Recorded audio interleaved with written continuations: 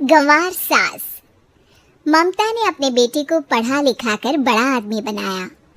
अब वो शहर में अपने परिवार के साथ रहता है। एक दिन ममता का बेटा रोहन अपनी पत्नी आलिया से कहता है, अरे आलिया सुनो, माँ अब से गांव में नहीं रहेगी, वो हमारे साथ यहीं रहेंगे शहर में।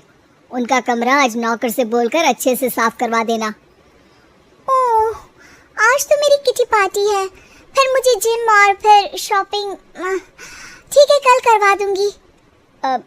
अच्छा, लेकिन माँ के सामने ये कपड़े नहीं चलेंगे। हाँ, तुम्हें साड़ी या सूट पहनना होगा। अरे बिल्कुल भी नहीं। मेरे मम्मी पापा ने इतना पैसा लगाकर शादी इसलिए नहीं की थी कि मैं अपनी मर्जी के कपड़े पहन ओढ़ भी ना सकूं। अरे चलो, गुस्सा मत हो, लेकिन कुछ दिन तो माँ की खुशी के लिए कर सकती हो ना।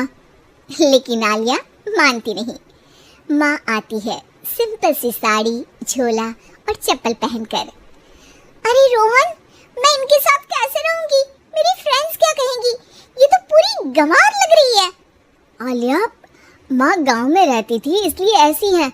तुम आज ही माँ के साथ जाकर उनकी पसंद की शॉपिंग करवा देना। इनके साथ घर के अंदर रहना मुश्किल है, बाहर तो मैं कभी भी ना जाऊं।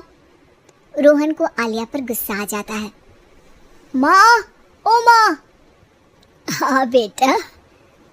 वो माँ को ले जाने के लिए उनका हाथ पकड़ता है कि अरे माँ, तेरे हाथ अभी तक इतने कड़े हैं, तूने इसका कोई इलाज नहीं किया? अरे बेटा, इसका कोई इलाज नहीं।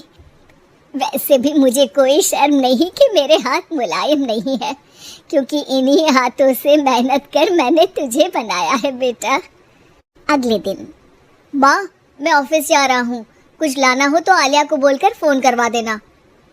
रोहन के जाने के बाद।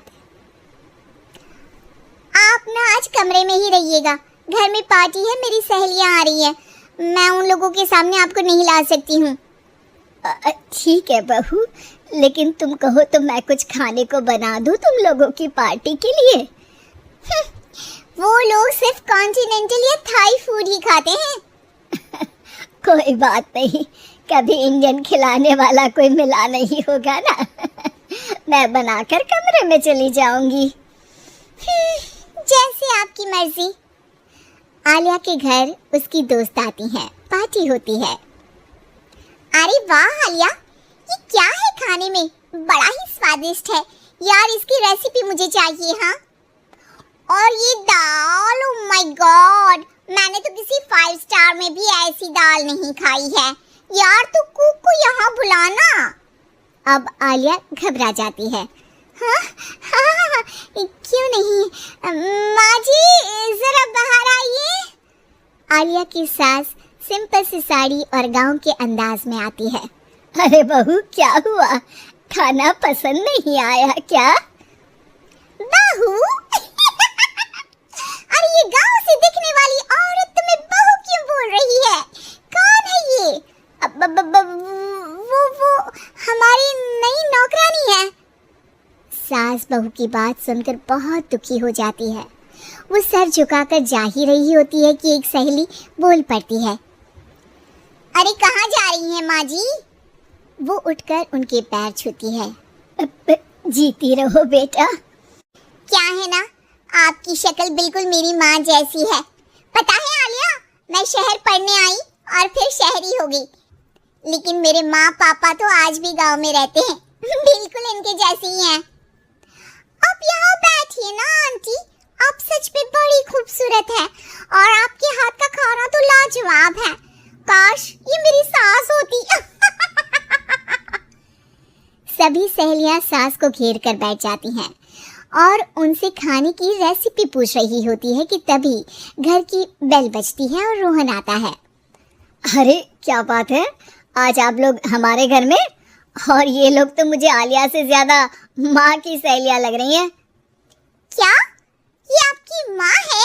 लेकिन आलिया ने तो कहा कि ये उनकी नौकरानी है और इन्होंने भी नहीं बताया। वो नहीं बताएंगी क्योंकि उनके लिए बच्चों की इज्जत और उनकी खुशी सबसे पहले है। मुझे माफ कर दो, मुझे इन्हें तुम लोगों से मिलवाने में शर्म आ रही थी कि तुम लोग क्या कह थी। अरे अब तो हमें शर्म आ रही है कि तुम हम लोगों की सहेली हो। हाँ, जो माँ जैसी सास को नौकरानी बोले वो हमारी सहेली नहीं हो सकती। ये बोलकर सभी वहां से जाने लगती है कि सास बोलती है, आलिया की तरफ से मैं तुम लोगों से माफी मांगती हूँ। उसने जो कहा उसके लिए मैं उसे माफ करती हूँ। अब तुम लोग भी उसे माफ कर दो, क्योंकि अगर तुम लोगों ने उससे दोस्ती तोड़ी तो फिर मेरे हाथ का खाना कैसे खाओगी? नहीं नहीं आंटी, जरूर आएंगे, लेकिन अब आलिया की नहीं बल्कि आपकी सहेली बनकर।